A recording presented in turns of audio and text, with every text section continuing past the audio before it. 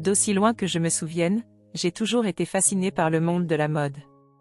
Pendant que mes amis jouaient au foot dans les rues de Bordeaux, je dessinais des croquis et imaginais des vêtements qui pourraient briller sur les podiums parisiens.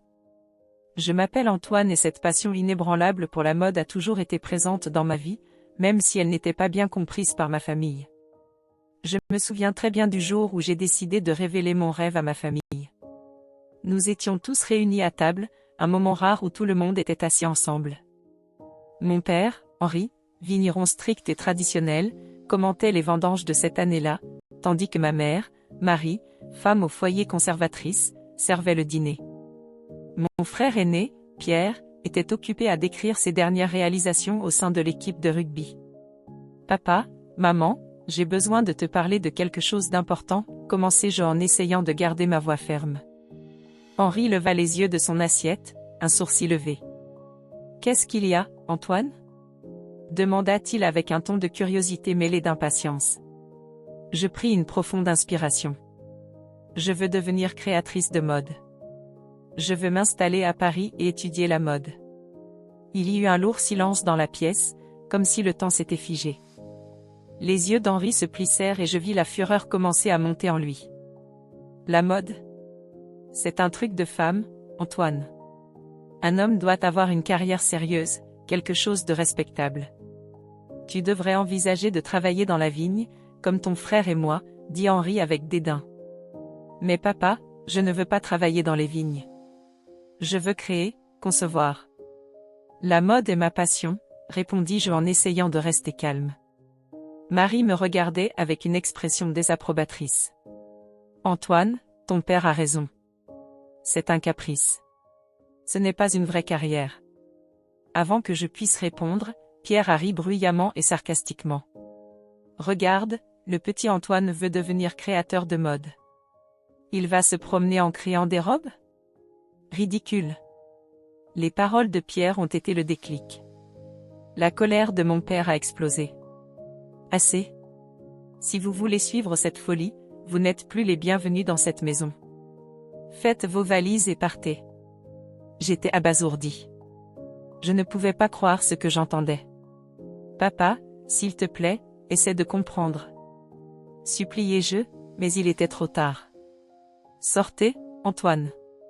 Si vous voulez gâcher votre vie, faites-le loin d'ici, crie Henri en désignant la porte. Les larmes aux yeux, je suis monté dans ma chambre et j'ai commencé à préparer mes affaires. Chaque vêtement que je mettais dans ma valise semblait peser des tonnes. Ma mère est venue à la porte de la chambre, mais n'a rien dit, elle m'a juste regardé avec tristesse et désapprobation. Pierre, lui, était satisfait, observant tout avec un sourire cruel. Je suis parti de chez moi ce soir-là, avec juste une valise et mon portfolio de dessins. Le trajet jusqu'à Paris a été long et silencieux, et à chaque kilomètre que je m'éloignais de Bordeaux, je sentais un mélange de peur et d'espoir grandir en moi. Je ne savais pas ce qui m'attendait dans la ville lumière, mais j'étais déterminé à poursuivre mon rêve, aussi difficile soit-il. En arrivant à Paris, la réalité commence à s'installer. Avec très peu de ressources, j'ai dû faire face à la dure réalité de vivre seul dans une grande ville. Mais à ce moment-là, même si j'étais dévasté et navré, je savais qu'il n'y avait pas de retour en arrière. J'étais déterminé à transformer ma passion pour la mode en une carrière réussie, quel qu'en soit le prix. C'est ainsi que mon voyage a commencé, plein de défis, mais aussi plein de détermination. Le rejet de ma famille m'a profondément blessé, mais il m'a également donné la force dont j'avais besoin pour me prouver ainsi qu'à eux que je pouvais réaliser mes rêves. Et c'est avec cet esprit que j'ai commencé à me frayer un chemin dans le monde de la mode, affrontant chaque obstacle avec courage et résilience. Arrivé à Paris, c'était comme plonger dans un océan inconnu, plein de vagues d'incertitudes et de défis. Moi, Antoine, j'avais à peine assez d'argent pour subvenir à mes besoins, mais mon rêve d'étudier la mode et de devenir un designer renommé m'a poussé à aller de l'avant. Mes premiers jours en ville ont été extrêmement difficiles. J'ai dormi dans une petite chambre louée à Belleville, un quartier modeste, et j'ai essayé de m'adapter à la nouvelle réalité. J'ai commencé à travailler comme serveur dans un café près de la place de la République. La routine était épuisante, me lever tôt pour aller travailler, servir les clients toute la journée et la nuit, dessiner et coudre dans ma chambre jusqu'au petit matin. La vie à Paris n'était pas du tout glamour à cette époque, mais la passion pour ce que je faisais m'a donné la force de continuer. Un soir, alors que nous servions le dîner, j'ai rencontré Camille, une serveuse qui travaillait dans le même café. C'était une jeune femme pleine de vie et de rêves, à l'énergie contagieuse. À la fin d'un service particulièrement éprouvant, elle s'est approchée de moi alors que je lavais des verres au comptoir. « Antoine, tu as l'air épuisé. Est-ce que tout va bien ?» a-t-elle demandé avec un doux sourire. Je soupirai, essayant de cacher ma fatigue.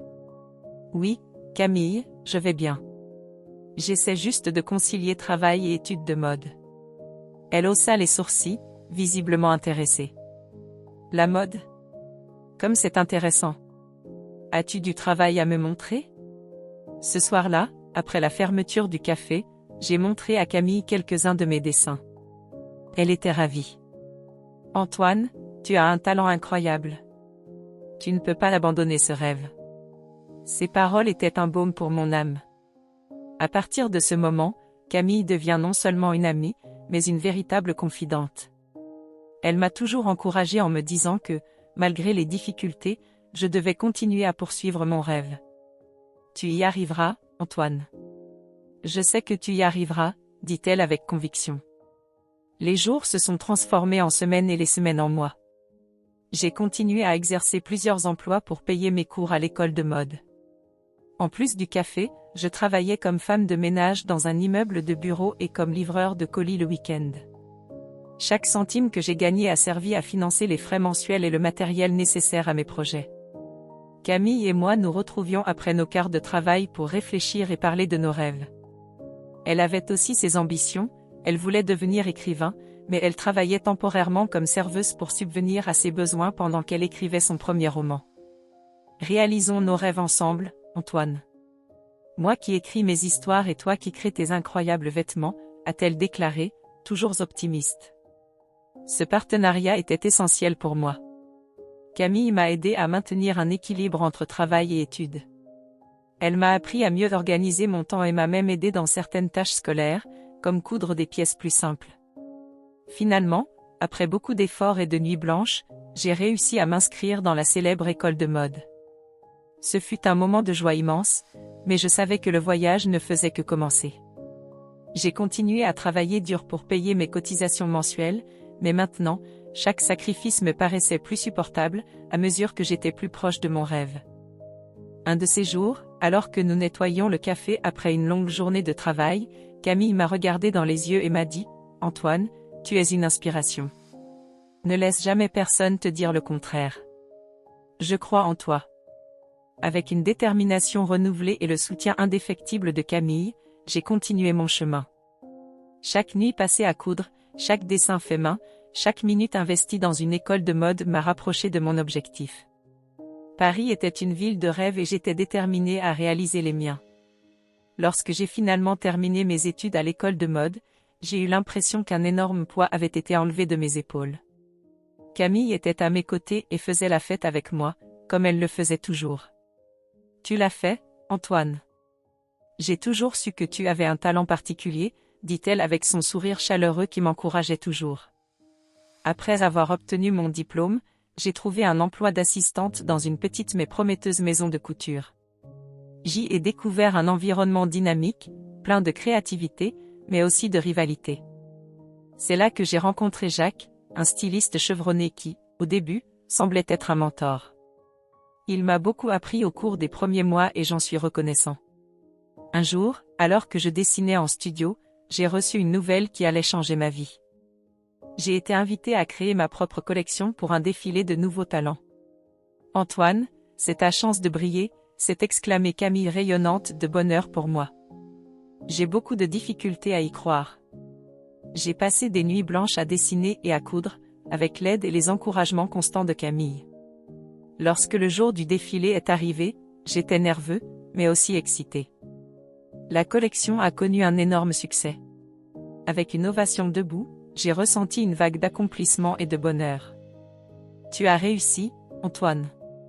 Ton talent est enfin reconnu, Camille me serra fort dans ses bras, les yeux brillants de fierté. Cependant, le succès s'accompagnait aussi de l'envie. Jacques, qui était jusqu'alors un collègue apparemment sympathique, commença à changer. Il a commencé à m'ignorer ou à donner des réponses sèches. J'ai essayé de ne pas m'en soucier, de me concentrer sur mon travail, mais bientôt les choses ont commencé à empirer. Mes créations ont mystérieusement disparu, les vêtements que j'avais cousus ont été endommagés sans explication et des rumeurs malveillantes ont commencé à circuler dans la maison de couture. Un soir, alors que je dînais avec Camille, je me suis dépannée de la situation. Camille, je ne sais plus quoi faire. J'ai l'impression que quelqu'un essaie de saboter mon travail, mais je n'arrive pas à savoir qui c'est, dit-il exaspéré. Antoine, tu ne peux pas te laisser abattre par ça. Nous devons découvrir qui est derrière tout ça. Je vais t'aider, répondit-elle, déterminée. Nous avons donc décidé de commencer à enquêter discrètement. Camille discutait avec ses collègues et écoutait les rumeurs, tandis que je surveillais tout comportement suspect. Après des semaines de surveillance, nous avons enfin eu une piste. Un des employés m'a raconté avoir vu Jacques quitter l'atelier tard dans la nuit, le jour même où mes dessins avaient disparu. Antoine, je pense que nous avons notre réponse, dit Camille en montrant les notes que nous avons prises des observations. Tout pointe vers Jacques. Le lendemain, lors d'une réunion d'équipe, j'ai décidé de confronter Jacques. Jacques, je sais que vous sabotez mon travail. J'en ai la preuve, dit-il, la gorge nouée, mais bien décidé à ne pas reculer. Jacques a tenté de le nier, mais Camille a présenté toutes les preuves que nous avions recueillies. Tu ne peux pas nier les faits, Jacques.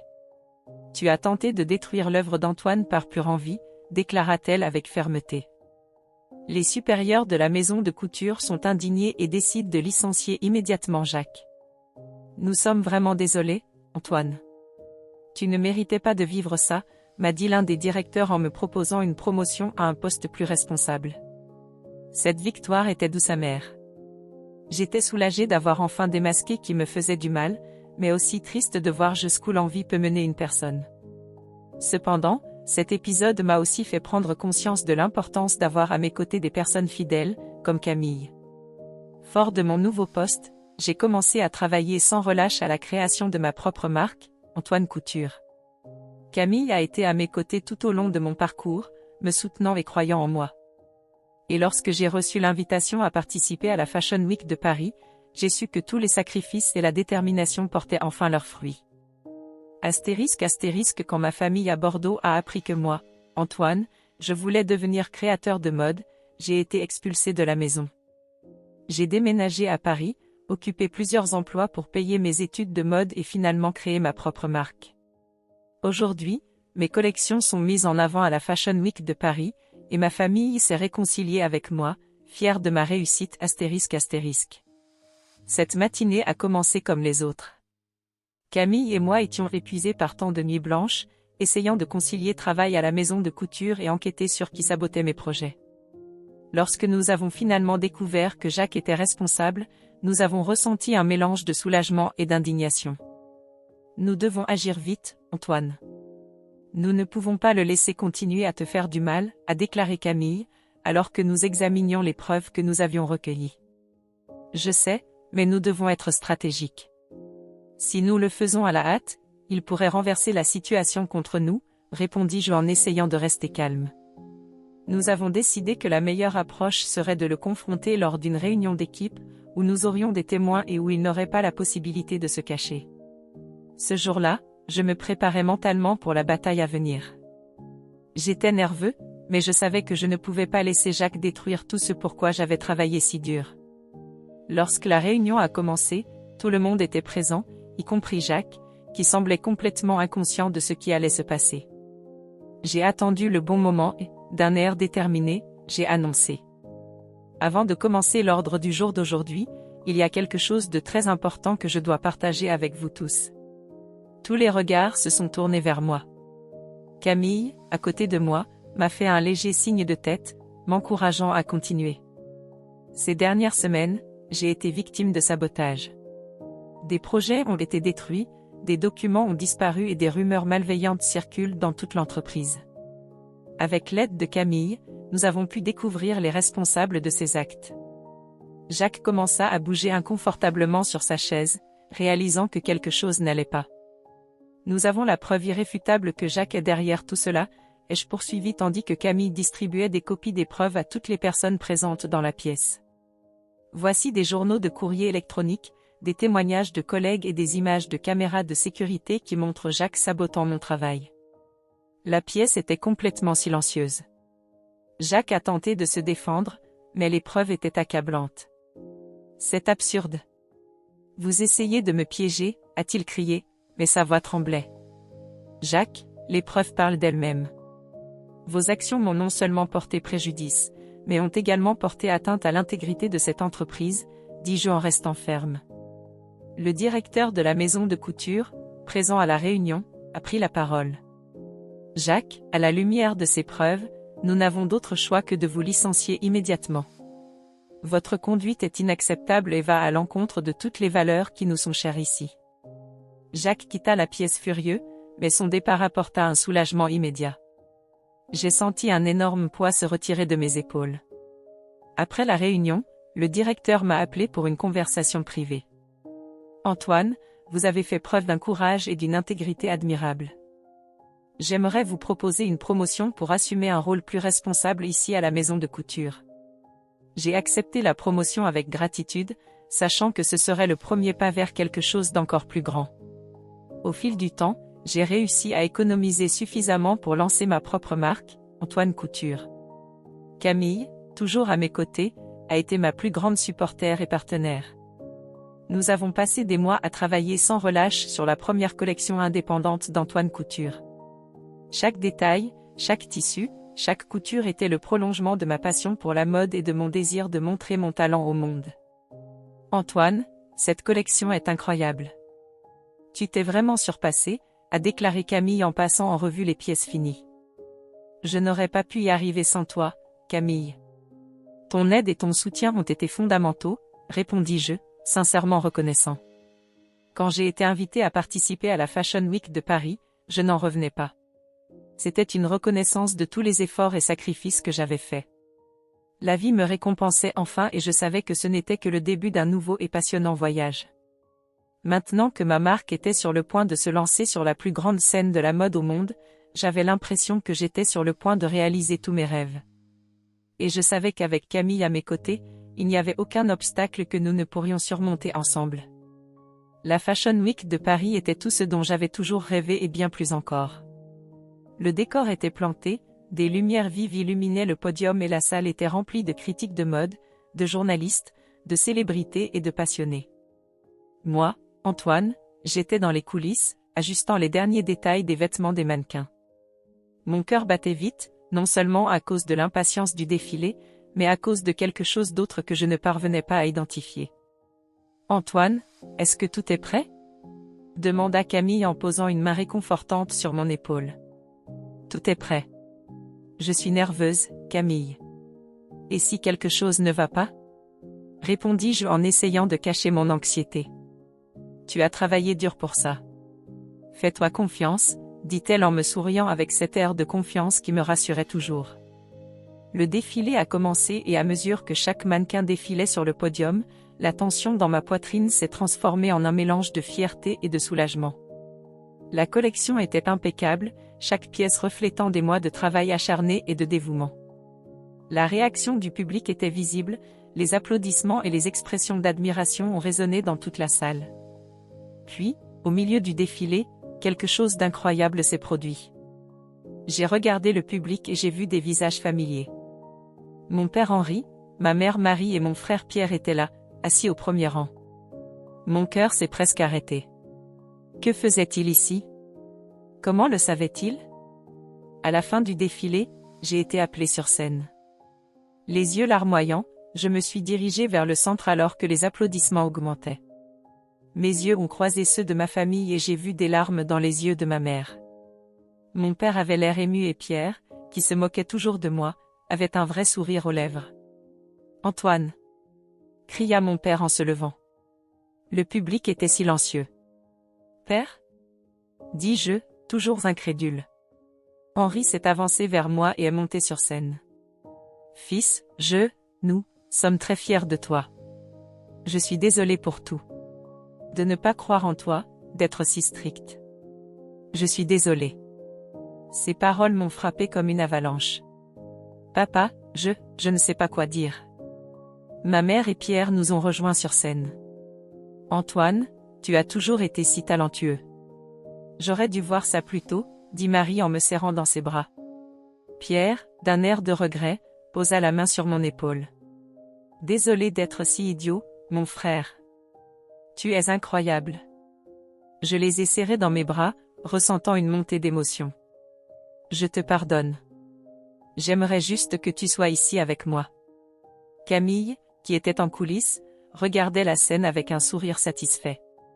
Après le défilé, pendant la célébration, elle s'est approchée de moi. Antoine, aujourd'hui c'était incroyable. Et voir ta famille ici, c'est un miracle, a-t-elle déclaré. Je n'arrive toujours pas à y croire. Je suis si heureux, répondis-je, toujours ému. J'ai quelque chose à te dire, dit Camille, son ton changeant. Qu'est-ce que c'est? Ai-je demandé, curieux. Je n'ai pas été tout à fait honnête avec toi. Je suis l'héritière d'une vieille maison de couture qui a fait faillite. Je voulais vivre une vie simple, trouver ma vraie passion, et c'est comme ça que nous nous sommes rencontrés. J'étais émerveillée. Camille, pourquoi ne m'as-tu jamais dit ça? Parce que je voulais que vous me connaissiez pour qui je suis, pas pour mon passé. Mais j'ai toujours cru en votre talent. Je veux investir dans Antoine Couture et vous aider à étendre votre empire de la mode. Camille, je ne sais pas quoi dire. Merci. Tu as toujours cru en moi quand personne d'autre ne le faisait. Elle a souri. Ensemble, nous pouvons révolutionner le monde de la mode, Antoine. Pendant que nous célébrions, j'ai ressenti une immense gratitude. Ma famille était à mes côtés, Camille était avec moi pour ce nouveau voyage et l'avenir s'annonçait radieux. De l'autre côté de la pièce, j'ai aperçu Jacques, l'ancien collègue qui avait tenté de saboter ma carrière. Il regardait de loin, avec un air de regret. Mais à ce moment-là, tout ce que j'ai ressenti, c'était de la gratitude et de l'espoir pour ce qui allait arriver. Nous avons célébré toute la nuit, le cœur plein de joie et avec la certitude qu'avec amour, détermination et soutien, tout obstacle peut être surmonté.